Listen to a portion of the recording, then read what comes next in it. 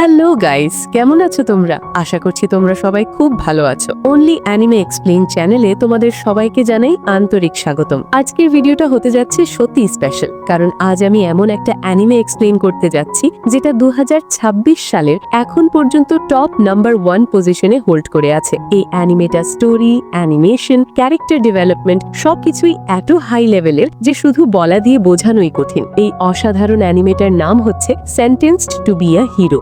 আজকের এই ভিডিওতে আমি তোমাদের জন্য এই অ্যানিমেটার প্রথম এপিসোড পুরোপুরি ডিটেইলে এক্সপ্লেন করতে যাচ্ছি, একদম শুরু থেকে শেষ পর্যন্ত কোনো গুরুত্বপূর্ণ সিন বাদ না দিয়েই। আর হ্যাঁ, যদি এই ভিডিওতে তোমাদের কাছ থেকে ভালো সাপোর্ট পাই লাইক, কমেন্ট আর শেয়ারের মাধ্যমে, তাহলে খুব শীঘ্রই আমি দ্বিতীয় এপিসোডের ফুল এক্সপ্লেন নিয়েও চলে আসব। ভিডিও শুরু করার আগে ছোট্ট একটা রিকোয়েস্ট, তোমরা এই চ্যানেলটিকে লাইক করো, বন্ধুদের সাথে শেয়ার করো, তোমাদের মতামত কমেন্টে জানাও, আর এখনো সাবস্ক্রাইব না করে থাকলে এক্ষুনি সাবস্ক্রাইব করে নাও, এবং অবশ্যই চ্যানেলটাকে হাইপ করতে একদম ভুলবে না। তো আর দেরি না করে চলো শুরু করা যাক আজকের এই অসাধারণ ডার্ক এবং মাইন্ড ব্লোয়িং অ্যানিমের 1 নম্বর এপিসোডের এক্সপ্লেনেশন। গল্পের শুরুতে আমরা একটি ছেলেকে দেখতে পাই যার নাম হচ্ছে ডোটা। সে একটি বাক্স নিয়ে দৌড়াচ্ছিল আর বলে, কেউ আছো? আমাকে এই ভয়ঙ্কর মনস্টারের হাত থেকে বাঁচাও, আর আমি কিভাবে নিজেকে রক্ষা করব। তখন আমরা দেখি একটা মনস্টার এই ছেলেটার পিছু করছে, আর এই মনস্টারগুলোকে ফেয়ারিজ বলা হয়। অন্যদিকে সৈনিকরাও মনস্টারের সাথে লড়াই করছিল, কিন্তু তারা সংখ্যায় কম হওয়াতে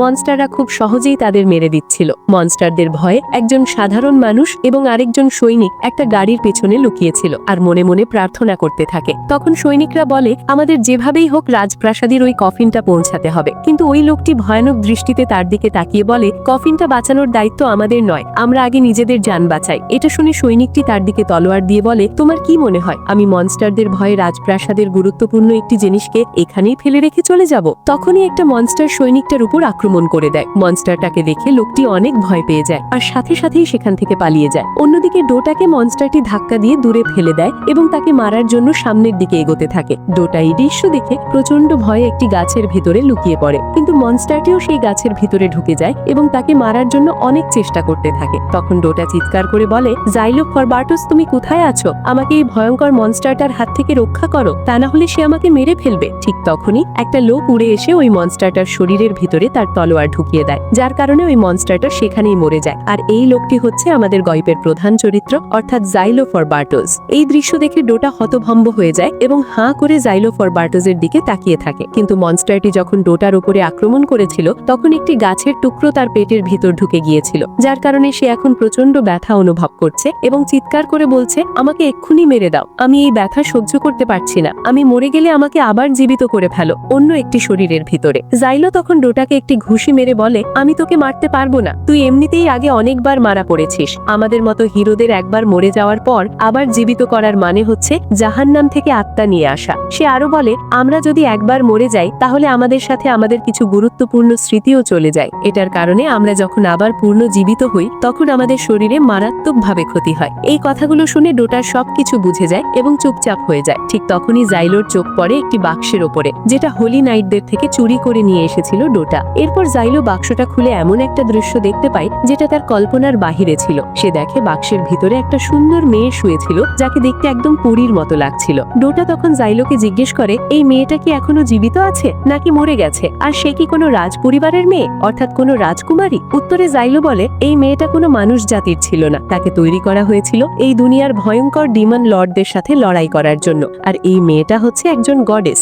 এরপর দৃশ্য চেঞ্জ হয়ে যায়। আমরা দেখি হোলি নাইটরা একটি জঙ্গলের ভিতরে অনেকগুলো ফেয়ারিজদের সাথে লড়াই করছিল, কিন্তু ফেয়ারিজদের সংখ্যা ছিল হোলি নাইটদের তুলনায় অনেক বেশি, যার কারণে তাদের মোকাবিলা করতে অনেক কষ্ট হচ্ছিল। তখন ক্যাপ্টেন চিৎকার করে বলে, আমরা যদি লড়াই করতে করতে এখানে মরেও যাই, তারপরও এই মনস্টারগুলোকে রাজপ্রাসাদের দিকে যেতে দেওয়া যাবে না। যদি একবার তারা রাজপ্রাসাদের দিকে যেতে শুরু করে তাহলে সেখানে সাধারণ মানুষগুলো বিপদে পড়ে যাবে, তাই নিজেদের শেষ নিঃশ্বাস পর্যন্ত লড়াই করে যাও। ক্যাপ্টেনের মুখ থেকে এই কথা শুনে সৈন্যরা মোটিভেট হয়ে আবার ফেয়ারিজদের সাথে লড়াই করতে থাকে। এই দৃশ্য দেখে আমরা বুঝতে পারি একজন ক্যাপ্টেন তার রাজার প্রতি কতটা লয়াল। একদিকে ভয়ানক মনস্টারদের সাথে লড়াই করছে, আর অন্যদিকে নিজেদের দলের মেম্বারদেরও মোটিভেট করছে, আর সাধারণ মানুষেরও চিন্তা করছে। এই সবগুলো মিলিয়েই এই দৃশ্যটাকে করে তুলে একটি সুন্দর এবং প্রশংসাজনক। আর এই সবগুলোর ওপর থেকে দেখছিল জাইলো আর ডোটা। তখন জাইলো উচ্চ কণ্ঠে বলে, আমাদের এক্ষুনি সেখানে গিয়ে হোলি নাইটদের রক্ষা করতে হবে, তা না হলে আমরা যে মিশনের উদ্দেশ্য নিয়ে এখানে এসেছি সেটা পরিপূর্ণভাবে ফেল হয়ে যাবে। ঠিক তখনই পেছন থেকে আমরা একটি মেয়ের আওয়াজ শুনতে পাই। সে বলে, হ্যাঁ তুমি ঠিক বলেছ,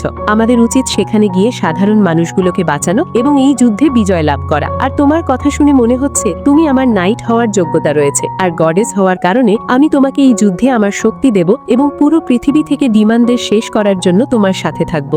এই কথা শুনে জাইলো প্রচন্ড রেগে যায় আর বলে, তোমাদের মতো গডেসদের দেখলে আমার প্রচন্ড রাগ হয়, আর তুমি কিভাবে ভাবলে এই যুদ্ধে আমি তোমার শক্তি ব্যবহার করব? এটা বলেই জাইলো চলে যায় ফেয়ারিসদের সাথে লড়াই করতে। ফেয়ারিসরা জাইলোকে দেখা মাত্রই তার দিকে চলে যায় আক্রমণ করার জন্য। তখন জাইলো তার পকেট থেকে একটি ছুরি বের করে, মেরে দেয় সবগুলো ফেয়ারিসদের উপরে। ছুরিটা ফেয়ারিসদের গায়ে লাগা মাত্রই সেখানে বড় একটা ব্লাস্ট হয়, যেটা তোমরা স্ক্রিনে দেখতেই পাচ্ছ।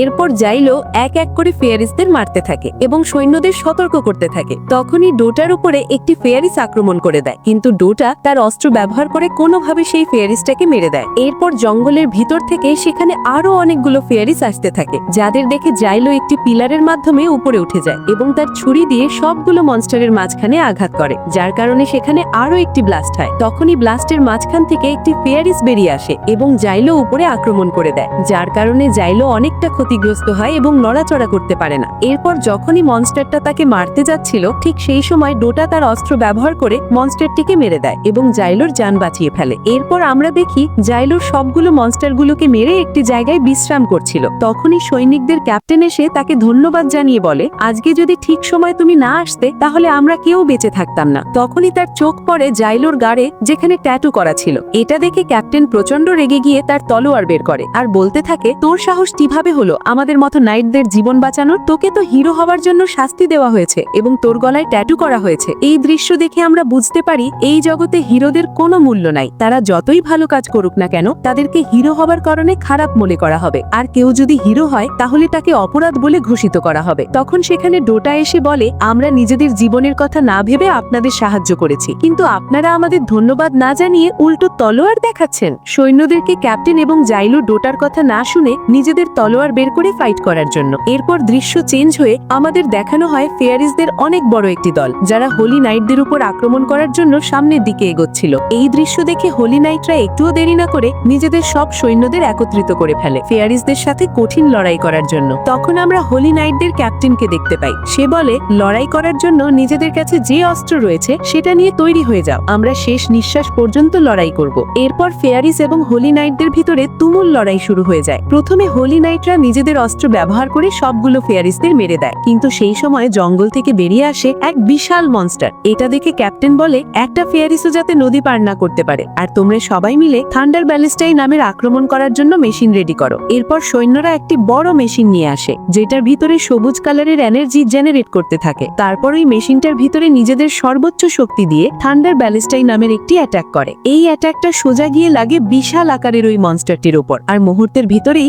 মনস্টারটি সেখানেই শেষ হয়ে যায়। এরপর সেখানে আরো অনেকগুলো মনস্টার চলে আসে এবং সৈন্যদের উপরে আক্রমণ করতে থাকে। নাইটদের সংখ্যায় মনস্টাররা ছিল অনেক বেশি, যার কারণে তারা খুব সহজেই মারা পড়ছিল। তখনই সেখানে জাইলো চলে আসে এবং সবগুলো মনস্টারকে মারতে থাকে। এরপর ফেয়ারিসগুলো আকাশ থেকে আক্রমণ করতে থাকে, কিন্তু সৈন্যরা নিজেদের তীর ব্যবহার করে কোনোভাবে সেই অ্যাটাকটাকে থামিয়ে ফেলে। এই দৃশ্যগুলো দেখে জাইলো প্রচন্ড রেগে যায় এবং নিজের সর্বোচ্চ শক্তি ব্যবহার করে একটি বড় ব্লাস্ট করে, যার কারণে সেখানে থাকা সবগুলো ফেয়ারিস এক মুহূর্তের মধ্যেই শেষ হয়ে যায়। তখনই সেখানে সৈন্যদের ক্যাপ্টেন অর্থাৎ কিভিয়া চলে আসে আর গম্ভীর কণ্ঠে বলে, কে তুমি আর আমাদের সাহায্য করছো কেন? জাইলো কিছু বলার আগেই সেখানে টিওরিটা চলে আসে এবং বলে, তুমি আমাকে সেখানে একা ফিরে এসেছিলে কেন? টিওরিটাকে দেখে কিভিয়া আশ্চর্য হয়ে যায় এবং বলে, গডেস আপনি এখানে কি করছেন? আমরা তো আপনাকে ট্রান্সপোর্ট টিমদের সাথে জঙ্গলের সুরক্ষিত স্থান দিয়ে পাঠিয়ে দিয়েছিলাম। তখন পাশ থেকে জাইলো বলে, আপনারা টিওরিটাকে জঙ্গলের যেই সুরক্ষিত স্থান দিয়ে পাঠিয়েছিলেন সেখানে হঠাৎ করেই অনেকগুলো মনস্টার আক্রমণ করে দেয়, কিন্তু ভাগ্যবশত আমিও সেখানে ছিলাম,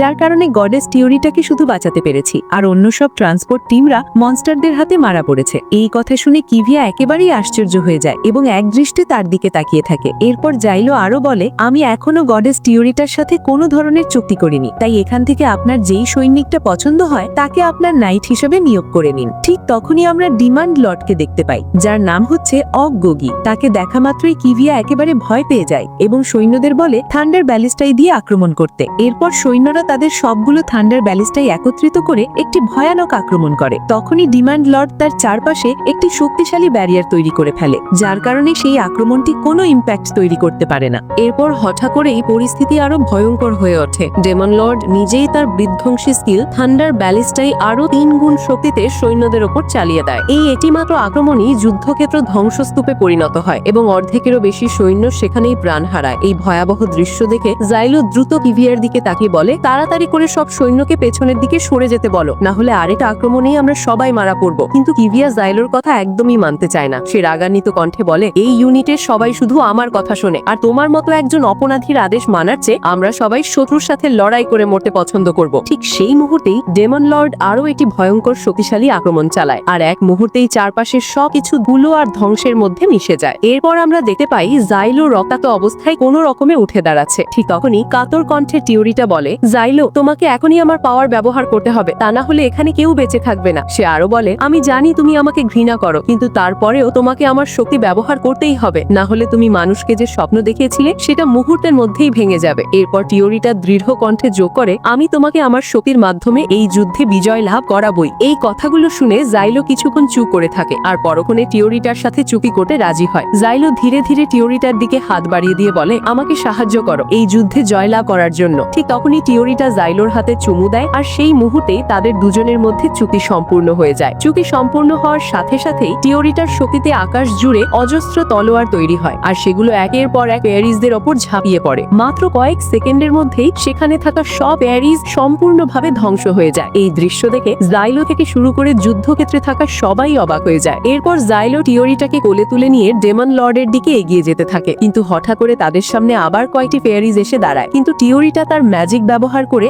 এক মুহূর্তেই তাদের সবাইকে শেষ করে দেয়। এরপর তারা দুজন আবার ডেমন লর্ডের দিকে এগিয়ে যায়। ঠিক তখন জাইলো বলে, তোমার সব ম্যাজিক ব্যবহার করে আমাকে একটা বিশাল আকারের তলোয়ার বানিয়ে দাও, যাতে আমি এক আঘাতেই ডেমন লর্ডকে শেষ করতে পারি। টিওরিটা তার কথায় রাজি হয়ে যায় এবং তার সমস্ত ম্যাজিক শক্তি একত্রিত করে একটি বিশাল তলোয়ার তৈরি করে। জাইলো নিজের সব শক্তি সেই তলোয়ারটির মধ্যে ঢেলে দিয়ে সোজা ডেমন লর্ডের দিকে ছুঁড়ে মারে। এই আক্রমণটি এতটাই শক্তিশালী ছিল যে ডেমন লর্ডের শরীরে লাগা মাত্রই একটি বিশাল বিস্ফোরণ ঘটে, আর সেই বিস্ফোরণের সাথেই ডেমন লর্ড সম্পূর্ণভাবে ধ্বংস হয়ে যায়। এই অবিশ্বাস্য এবং চোখ ধাঁধানো দৃশ্যের মাধ্যমেই শেষ হয়ে যায় প্রথম এপিসোডটি। ভিডিওটি যদি ভালো লেগে থাকে তাহলে অবশ্যই লাইক, শেয়ার, কমেন্ট আর সাবস্ক্রাইব করে দিও। আর এই এপিসোডে যদি তোমাদের কাছ থেকে ভালো সাপোর্ট পাই তাহলে খুব শীঘ্রই আমি দ্বিতীয় এপিসোড নিয়ে আসবো।